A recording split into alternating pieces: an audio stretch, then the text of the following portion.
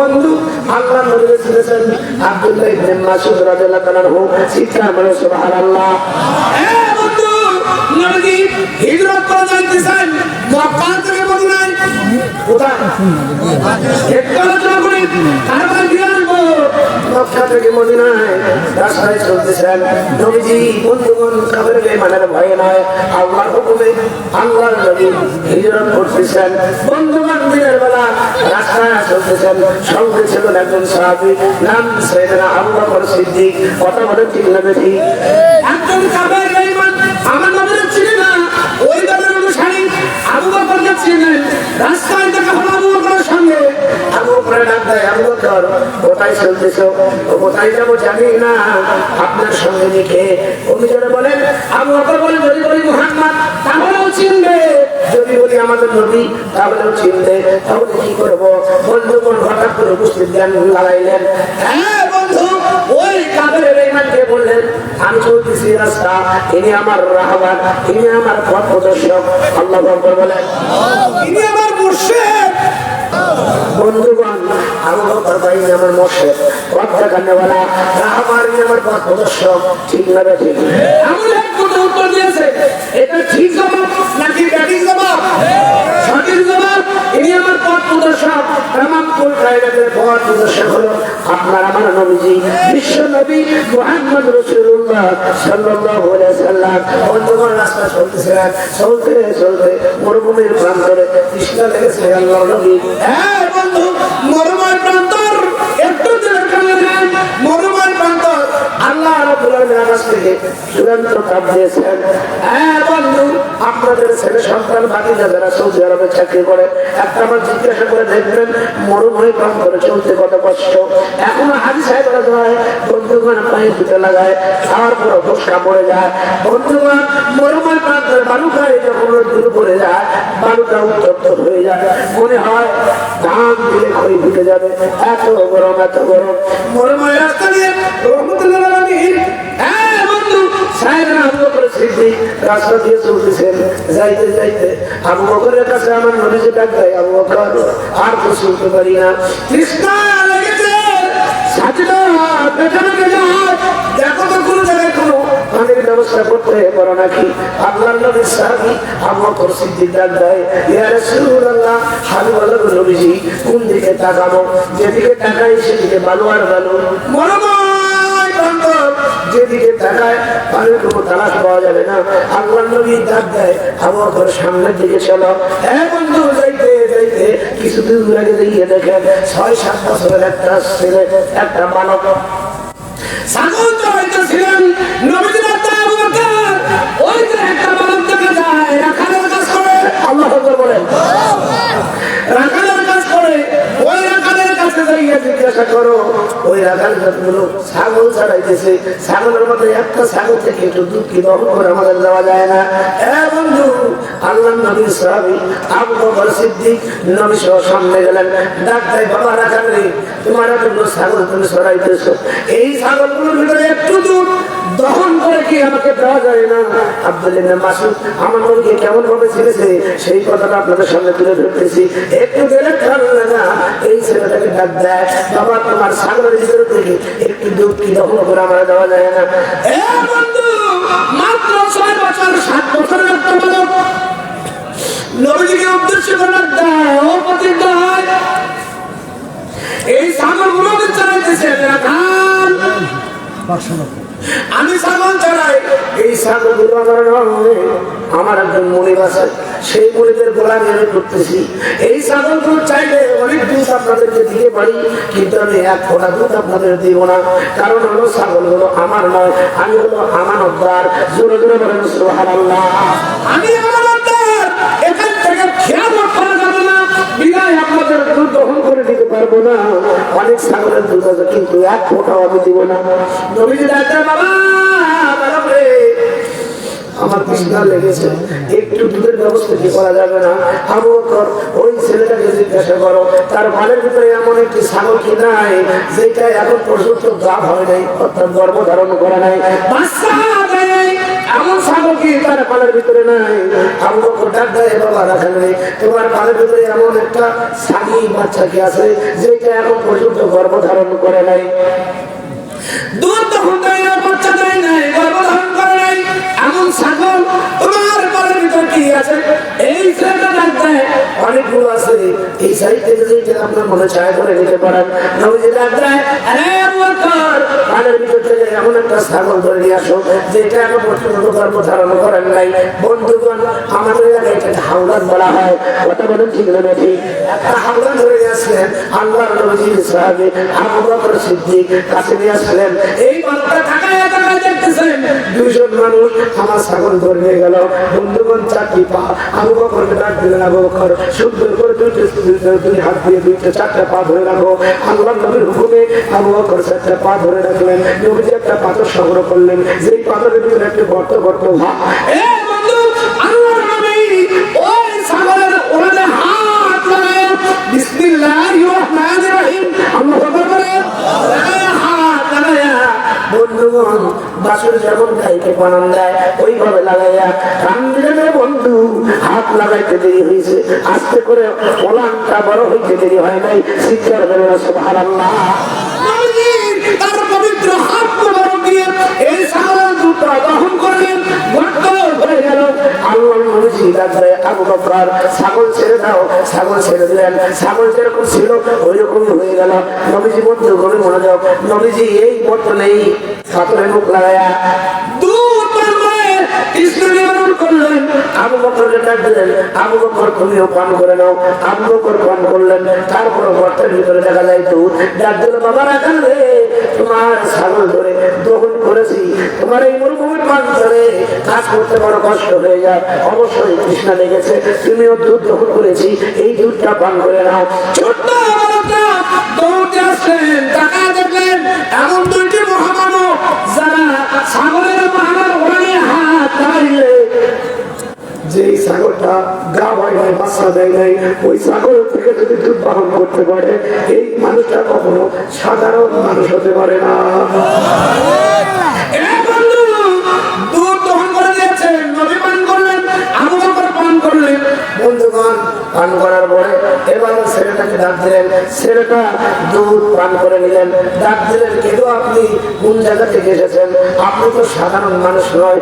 আবু বকর কাছে কাছে লাগছে, মুখের কাছে কান লাগাইতে বাবা যুবকে কাউরে বলিস না, ইনি আখেরি জামানের নবী। আল্লাহু আকবার, ইনি আখেরি জামানের নবী মুহাম্মদ রাসূলুল্লাহ।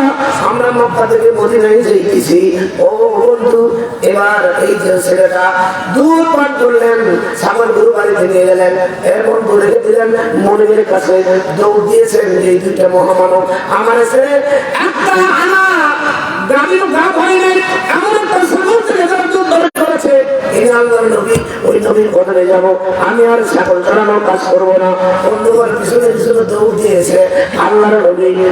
বন্ধু, নবী যার সামনে সামনে পিছনে ডাক দেয়, এই যুবকটা, এই বালকটা আল্লাহর নবীর কথাতে যাবে, রাসূলুল্লাহ আমি বললাম, নবীজি আমার কালেমা পড়ায়া দেন। নবীজি কালেমা পড়ায়া দেন, বাবা বয়স তোমার কম, এই কথা কাউরে বলো না, খবরদার কারো বলো না, কারণ আমার তার অবস্থা ভালো নয়, তুমি যেন কথা প্রকাশ কারো করতে পারো না। বন্ধুগণ, আল্লাহর নবী রাহমাতুল লিল আলামিন তার কালেমা পড়ায়া দিলেন। ছেলেটার নাম ছিল আব্দুল্লাহ ইবনে মাসউদ।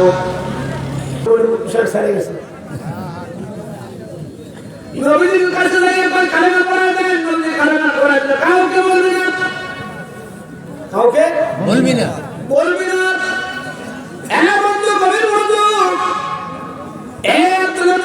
ছোট্ট মানুষ, কাউকে তো বলবোই না, কিন্তু কথা হলো তার গোলামি করি, তার গোলামিও করবো না। আল্লাহ বলেন, কোন দিকে গিয়েছে আমি সেই দিকে যাইতে চাই। আল্লাহর নবী মদিনায় গেলেন, আস্তে আস্তে করে সাহাবীগুলো ধীরে ধীরে মদিনায় চলে গেলেন। আব্দুল্লাহ ইবনে মাসউদ চলে গেলেন। ও বন্ধু, একদিনের ঘটনা, আল্লাহর নবী সাহাবীদের সামনে রাখতেই সূরা রহমান নাযিল হয়ে গেছে। আল্লাহু আকবার বলেন, সূরা রহমান নাযিল হয়ে গেছে।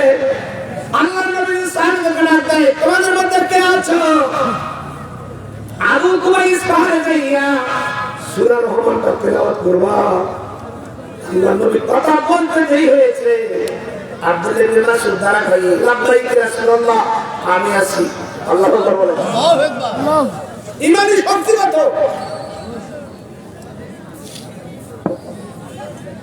নবীজি বসে বলো, তোমার বয়স হয় নাই, তুমি বসে পড়ো। দ্বিতীয়বার আবার কয়, ও সাহাবা শোনো, সূরা রহমানটা তেলাওয়াত করবা। আবু কুবাইস ভারে যাইয়া জোরে জোরে করে সূরা রহমানটা তেলাওয়াত করবা। আমি সাহাবীদের মধ্যে একজন ব্যক্তিকে দেখতে চাই যে এই সবচেয়ে বেশি সাহসী। দ্বিতীয়বার যখন প্রস্তাব দিয়েছে, আব্দুল্লাহ ইবনে মাসউদ দাঁড়ায় গিয়ে রাসূলুল্লাহ হাবিবাল্লাহ আমি আছি। নবীজি বারবার বলতেছিলেন, ছোট্ট মানুষ আবু কুবাইস এই সূরা রহমান তেলাওয়াত করতে গেলে আবু জাহেল সাহেব মুজিরা তোমার পিটানি দিলে। বিদায় ছাত্র সামর্থ্য একজন সাহাবীর দরকার যিনি সাহস করে আবু কুবাইস যাইয়া এই সূরা রহমানটা তেলাওয়াত করবে। তুমি বসে পড়ো। নবীজি আব্দুল্লাহ ইবনে মাসউদকে বসায় দিলেন। তৃতীয়বার জিজ্ঞাসা করলেন, সাহাবীদের মধ্যে সাহসী এমন একজন ব্যক্তি চায় যে পাহাড় আবু কুবাইসে যাইয়া এই সূরা রহমানটা তেলাওয়াত করবে। এ বন্ধু, নবীজির জামাল মোবারক থেকে কথাটা শেষ হইতেই আব্দুল্লাহ ইবনে মাসউদ কয়, লাব্বাইক ইয়া রাসূলুল্লাহ, আমি আছি। চিৎকার করো সুবহানাল্লাহ। নবীজি বলেন, আব্দুল্লাহ ইবনে মাসউদ তোমার বয়স কম, বারবার তোমার নিষেধ করি, তারপরও কেন তুমি দাঁড়ায় যাচ্ছো? ঠিক আছে, তোমার মনে যত এতই আশা, যাও আর কুবাইসে যাও, সূরা রহমানটা তেলাওয়াত করে আসো। ইমানের ভিত্তিগত শক্ত মজবুত গভীর মনোযোগ একটু দিলের কান লাগা। আব্দুল্লাহ ইবনে মাসউদ এক দৌড় দিয়েছে। আল্লাহু আকবার বলেন। এক দৌড় দিয়েছে। আবু কুবাইস পাহাড়ে যাইয়া আল্লাহর নবীর হুকুম মাথায় লইয়া পাহাড়ের উপরে উঠিয়া মক্কা নগরীর লোকেরা ডাকলো, ও মক্কা নগরীর লোকেরা শোনো। বুকের পাটা কত বড়! ও মক্কা নগরীর লোকেরা শোনো, আল্লাহর পক্ষ থেকে কোরআন নাযিল হয়েছে, আমি কোরআন তেলাওয়াত করি। বিসমিল্লাহির রহমানির রহিম। আর রহমান আল্লামাল কুরআন। আল্লাহু আকবার বলেন। আল্লাহু আকবার। এই বন্ধু আব্দুল্লাহ ইবনে মাসউদ এই রহমান সূরা তেলাওয়াত করতেছে। কিতাবের মধ্যে দেখলাম, কিতাবের মাঝের মধ্যে ঘটনাটা নিয়ে আসছেন। এই কোরআনের তেলাওয়াতের ধ্বনি আবু জাহেলের কানে পৌঁছাইছে। আবু কুবাইসের পাহাড়ের দিকে তাকায়, হায় হায়, পিচ্ছি একটা সন্তান যার বয়স 6 থেকে 7 বছর অথবা 8 বছর হবে, এমন একটা বাচ্চা মানুষ কোরআনের তেলাওয়াত করতেছে। আবু জাহেল সহ্য করতে পারলেন না। আব্দুল্লাহ ইবনে মাসউদ কোরআন তেলাওয়াত করতেছে, চক্ষু বন্ধ করে। হ্যাঁ বন্ধু, কোরআন তেলাওয়াত করতে করতে মগ্ন হয়ে গেছেন, আশিক হয়ে গেছেন। আবু জাহেল দেরি করে নেই। আবু কুবাইস পাহাড়ে যাইয়া আব্দুল্লাহ ইবনে মাসউদের হাতটা ধরিয়া জোরে করে কয়েকটা থাপ্পড় দিয়েছে। জোরে বলেন নাউজুবিল্লাহ। নাউজুবিল্লাহ। এত জোরে থাপ্পড় দিয়েছে, কিতাবের মধ্যে দেখলাম আব্দুল্লাহ ইবনে মাসউদের কানের পর্দা ফেটে রক্তগুলো ঝরঝরাইয়া পড়তেছে। আব্দুল্লাহ ইবনে মাসউদ সর খাওয়ার পরে রক্ত দিয়ে কাটা লাল লাল হয়ে গেল। এ বন্ধু, কোরআন তেলাওয়াত বন্ধ করে দিয়ে নবীজির কদমের দিকে রওনা দিয়েছে। গোটা শরীরটা রক্তে লাল লাল হয়ে গেছে। নবীজি সাহাবীদেরকে বলছে, চোখের পানি ফেলে কাঁদতেছে। সাহাবী কয়, ইয়া রাসূলুল্লাহ, আমি বললাম, নবীজি এতক্ষণ তো ভালোই ছিলেন, চোখের পানি ফেলে কাঁদতেছেন, কারণ কি? নবীজি কয়, তোমরা খবর রাখো না রে, আমার ছোট্ট সাহাবী আব্দুল্লাহ ইবনে মাসউদ আবু কুবাইস পাহাড়ে সূরা রহমান তেলাওয়াত করতেছে। আবু জাহেল আমার আব্দুল্লাহ ইবনে মাসউদকে আঘাত করেছে। কানের পর্দা ফেটে রক্তগুলো দিয়ে শরীর লাল হয়ে গেছে। আমার নবীজি কথা বলতে বলতে আব্দুল্লাহ ইবনে মাসউদ আমার নবীজির বদরে উপস্থিত হয়ে গেছে। ও বন্ধু, নবীজি আব্দুল্লাহ ইবনে মাসউদের দিকে তাকায় দেখে শরীরটা রক্তে লাল লাল হয়ে গেছে। নবীজি ডাকতে আব্দুল্লাহ ইবনে মাসউদ, কি হয়েছে তোমার শরীরে এত রক্ত কেন? কিতাবের মধ্যে দেখলাম কানের পর্দা ফেলে যাওয়ার কারণে আব্দুল্লাহ ইবনে মাসউদ নবীজির জবান মোবারকের কথাগুলো শুনতে পাইতেছেন না। ডাকতে ইয়া রাসূলুল্লাহ, হাবিবাল্লাহ নবীজি, কি বলতেছেন আপনি?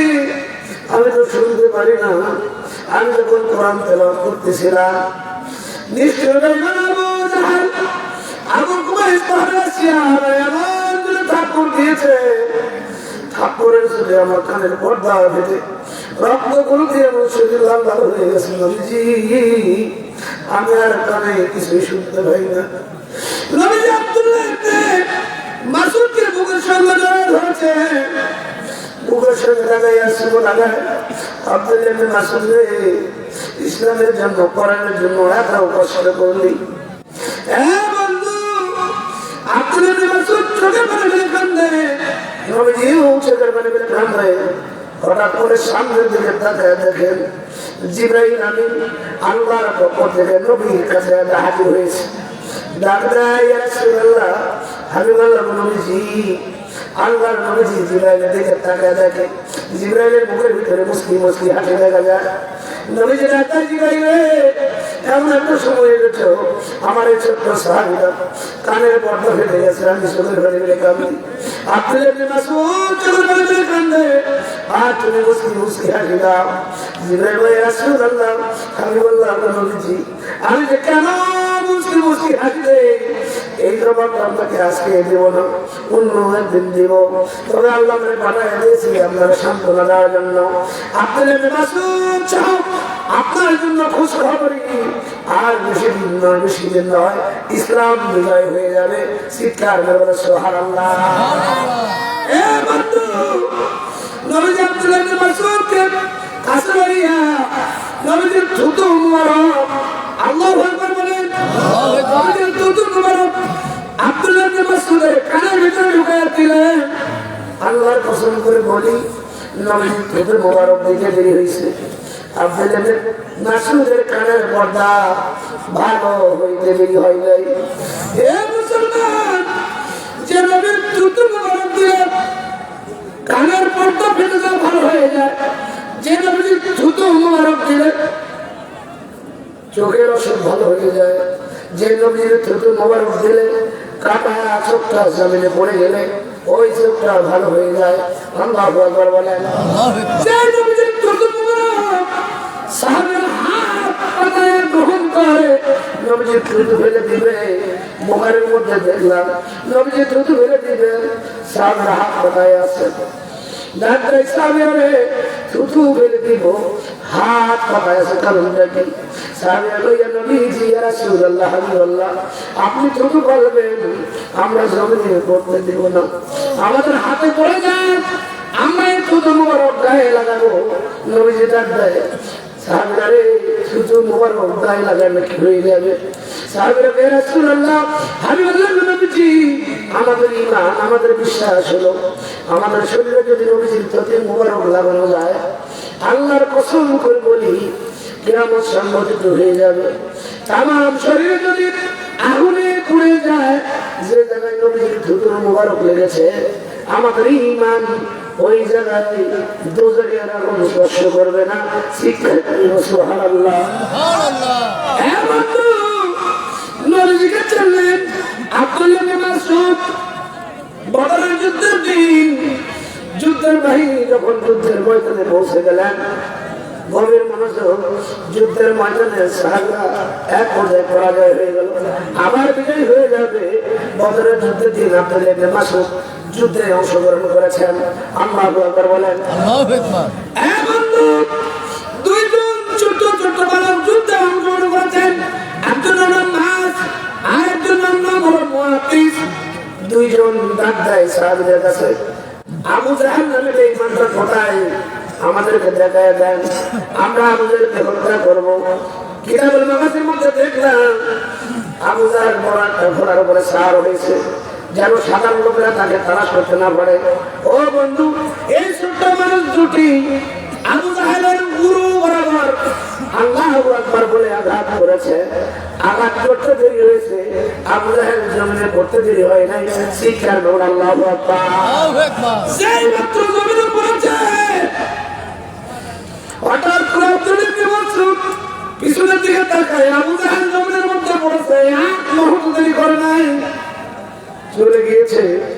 বন্ধুগণ যখন গেলেন, আস্তে করে আঘাত দিয়ে আবু জাহেলের কান্নাটা শরীর থেকে আলাদা করে দিয়েছে। আল্লাহু আকবার বলেন। মাথা নিয়ে একদম নবীজির কদমে, ইয়া রাসূলুল্লাহ, হাবিবাল্লাহ নবীজি, আপনার বড় কাফের, আপনার বড় দুশমন আবু জাহেলের কান্নাটা দেহ থেকে আলাদা করে দিয়েছি, কান্নাটা উঠে নিয়ে আসবেন। দুই হাতে কান্নাটা ধরতেছেন, কান্না তুলতে পারতেছেন না।